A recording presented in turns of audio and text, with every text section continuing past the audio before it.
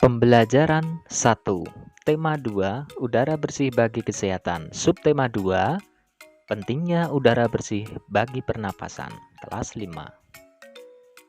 Tujuan pembelajaran 1. Dengan mencermati teks bacaan yang disajikan, siswa mampu menemukan informasi tentang penyebab terjadinya gangguan pada organ pernapasan manusia. 2. Dengan mencari informasi dari teks bacaan, siswa mampu membuat bagan penyebab terjadinya gangguan pada alat pernapasan manusia. 3. Dengan membaca teks, siswa mampu menyebutkan informasi terkait dengan pertanyaan apa, siapa, di mana, bagaimana, dan mengapa. 4. Dengan menuliskan dalam bentuk tabel, siswa mampu mempresentasikan informasi dari teks bacaan terkait dengan pertanyaan apa, siapa, di mana, bagaimana, dan mengapa. Siang itu, Siti, Dayu, dan Edo berjalan bersama sepulang sekolah. Mereka berjalan sepanjang tepi jalan raya. Tiba-tiba sebuah mobil melewati mereka. Mobil itu mengeluarkan asap tebal dan hitam. Udara di sekitarnya pun langsung berwarna kelabu. Dayu jadi terbatuk-batuk. Siti dan Edo segera menutup mulut dan hidung mereka. Kita berhenti dulu sebentar, teman-teman. Pinta Dayu kepada Siti dan Edo. Baiklah, kita berteduh di bawah pohon rindang itu saja, ajak Siti. Dayu, Siti, dan Edo lalu berjalan menuju pohon rindang. Mereka berhenti sejenak di bawah kerimbunan daun pohon itu. Dayu menengadahkan kepalanya lalu menghirup napas. Segarnya udara di bawah pohon ini. Aku tidak batuk-batuk lagi, kata Dayu. Nah, mengapa Dayu bisa batuk-batuk? Coba kalian jawab. Mengapa Dayu batuk-batuk dan mengapa kita merasa nyaman saat berada di bawah pohon rindang?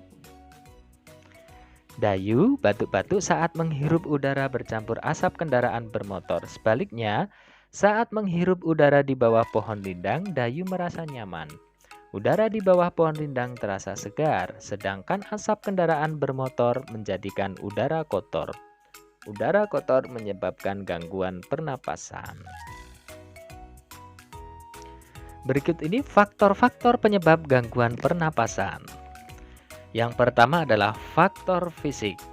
Adanya kelainan pada organ pernapasan dapat menyebabkan gangguan pernapasan. Misalnya, pada bayi terlahir dini atau prematur, organ pernapasannya mungkin belum sempurna sehingga memerlukan alat bantu pernapasan.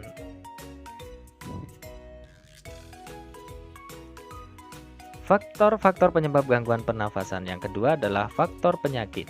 Banyak penyakit menyebabkan gangguan pada pernapasan, misalnya influenza, asma, bronkitis, emfisema, dan kanker paru-paru.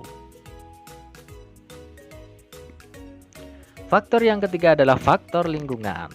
Kita bernapas untuk menghirup oksigen. Lingkungan kotor, asap kendaraan, asap pabrik, dan asap rokok mencemari udara. Udara tercemar menyebabkan ketersediaan oksigen menipis sehingga kita merasa sesak saat bernapas.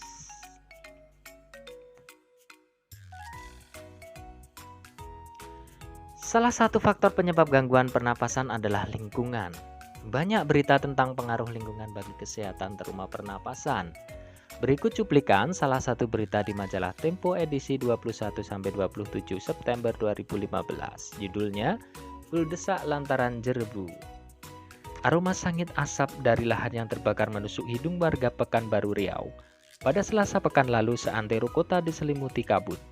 Jalanan lengang dan pagi itu meredup lantaran sinar matahari tersaput asap.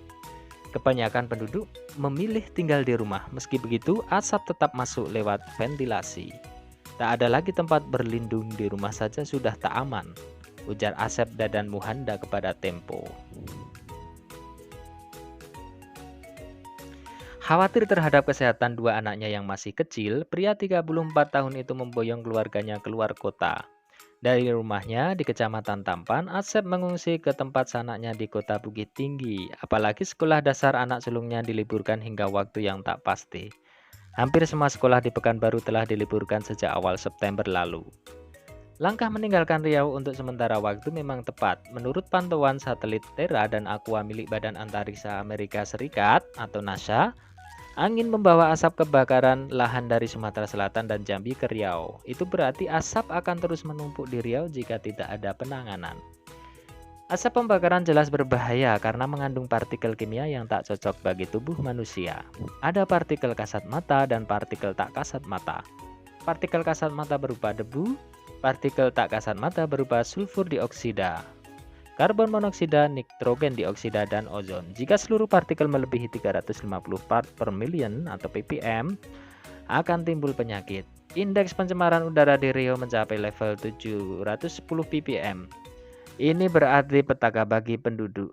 Terbukti jumlah pengidap gangguan pernapasan tinggi. Dinas Kesehatan mencatat ada 26.000 lebih pengidap infeksi saluran pernapasan akut atau ISPA, 3.000 lebih penderita iritasi mata dan kulit, dan 1.200 penderita asma, serta 500 pengidap pneumonia. Dari bacaan kuldesak lantaran jerebu di atas, buatlah pertanyaan dengan kata tanya apa, siapa, di mana, bagaimana, dan mengapa. Kemudian tuliskan jawaban dari pertanyaan tersebut. Tulislah dalam bentuk tabel seperti contoh berikut ini. Kata tanya apa? Pertanyaannya, apa penyebab asap di Riau? Jawaban, penyebab asap di Riau adalah kebakaran hutan. Kata tanya siapa? Pertanyaannya, siapa narasumber yang memboyong keluarganya keluar kota dalam berita tersebut? Jawabannya adalah, narasumber yang memboyong keluarganya keluar kota dalam berita tersebut bernama Asep Dadan Muhanda. Kata tanya di mana? Pertanyaannya, di mana kebakaran hutan terjadi? Jawabannya, kebakaran hutan terjadi di Sumatera Selatan dan Jambi. Kata tanya bagaimana? Bagaimana upaya penduduk Riau menyelamatkan diri dari bahaya asap? Jawaban, sebagian penduduk Riau keluar wilayah sementara waktu untuk menyelamatkan diri dari bahaya asap. Kata tanya mengapa? Mengapa langkah meninggalkan Riau sementara waktu dianggap tepat? Jawabannya, langkah meninggalkan Riau sementara waktu dianggap tepat karena angin membawa asap kebakaran dari Sumatera Selatan dan Jambi ke Riau. Nah, silahkan untuk mengisi pertanyaan dengan kata tanya. Apa, mengapa, kapan, di mana, bagaimana, dan mengapa. Dibuat seperti tabel ini ya. Nah, menurutmu di tempat mana kamu akan merasakan udara yang lebih segar? Kota penuh pabrik dan kendaraan bermotor, atau desa yang banyak pepohonan besar dan tanaman? Nah, tuliskan di bukumu dan nanti dikirimkan kepada gurumu ya. Untuk pembelajaran hari ini cukup sekian dan terima kasih.